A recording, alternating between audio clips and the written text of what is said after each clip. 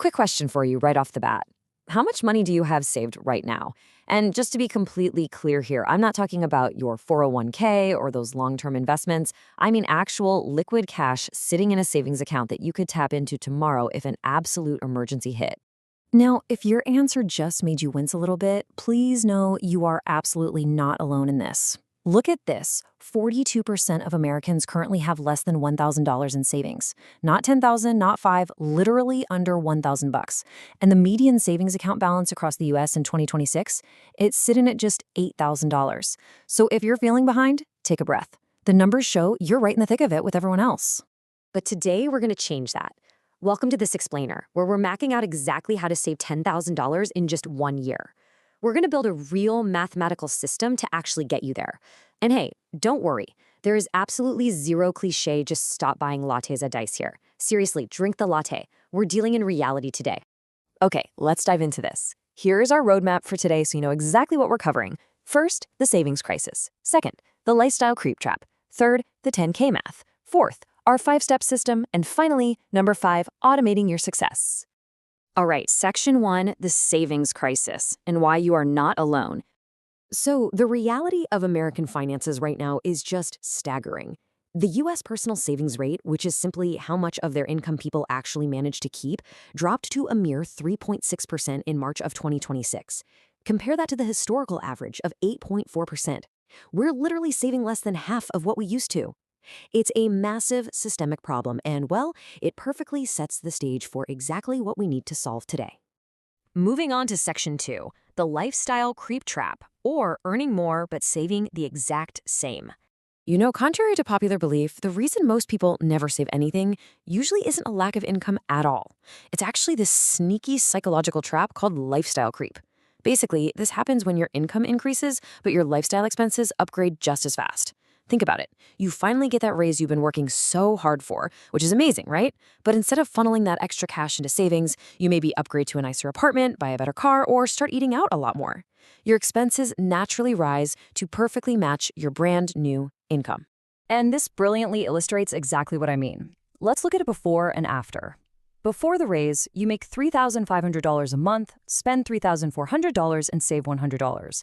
That's a tiny 2.8% savings rate. But then, hey, you get a $500 raise. You're now making $4,000 a month. But you move to an apartment that costs $200 more, you upgrade your car for $150 more, maybe add some subscriptions, and suddenly you're spending $3,900 a month. You're still only saving that same $100. That $500 raise completely evaporated. The ultimate imperative fix for this?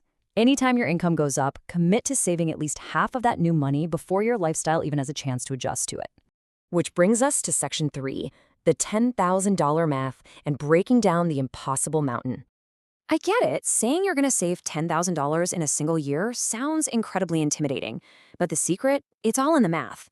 $10,000 divided by 12 months gives us exactly $834 a month. That's it.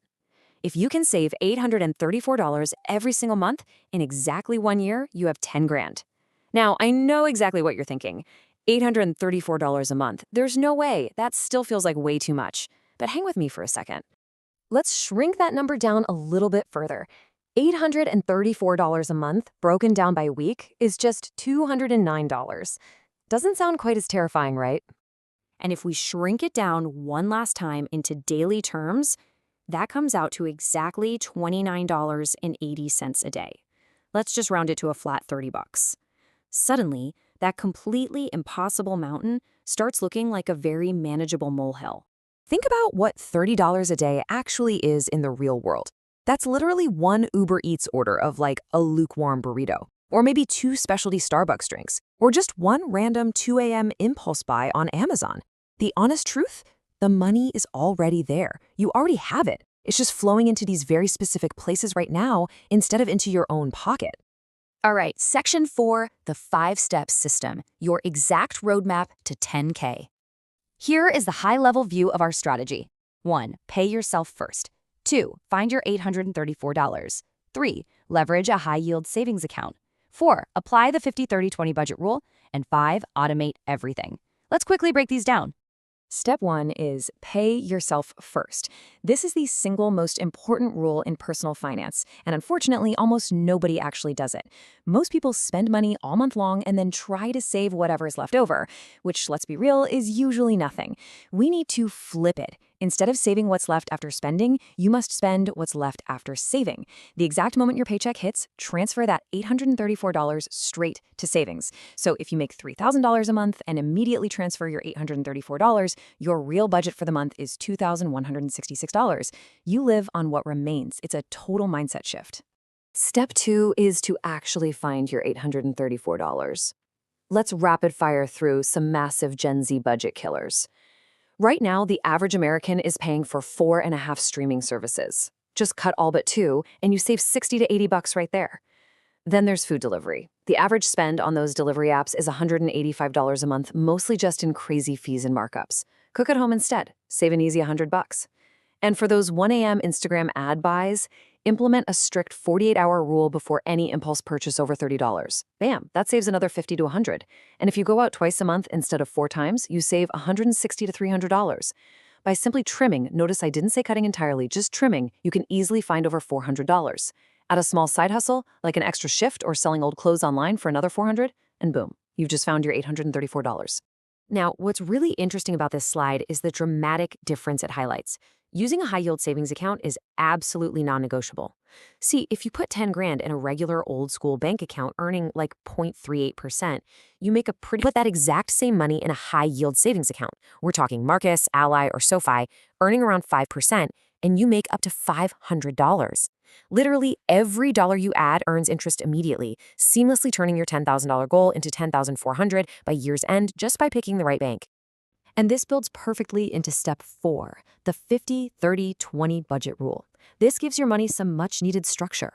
50% of your income goes to needs, 30% to wants, and 20% to savings. Using our $3,500 a month income example from earlier, that breaks down to $1,750 for needs, $1,050 for wants, and $700 for savings. Now, $700 a month gets you to $8,400 a year. To hit our magical $10,000 goal, you literally just have to trim the wants category by an extra $134 a month. That's it. That is literally just 2 fewer Uber Eats orders a week. Finally, section 5, automating success. Let's make it boring on purpose. Let's face it, human willpower is notoriously weak, so we have to remove it from the equation entirely. Step 5 is to automate that $834 transfer the very day after payday. But here is the absolutely critical part. It needs to go to a separate, slightly inconvenient bank account, one where it takes maybe 1 or 2 days to transfer the money back to your main checking account. Why? Because if you can't see the money, you can't spend it. Make your savings virtually invisible to your day-to-day spending habits. So, the crucial point is this. Yes, 42% of Americans are sitting on less than $1,000 right now, and honestly, most are just one emergency away from a disaster. But remember, saving $10,000 is just $30 a day. It's not always about figuring out how to work yourself to the bone to make more money. It's about systematically keeping more of what you already make.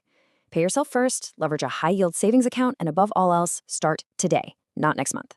Which leaves us with one final, incredibly important question for you to think about. What is your actual savings goal for 2026? Drop it in the comments below, get it down on paper, and set your system up today so you actually achieve it. Thank you so much for joining me on this explainer, and I will see you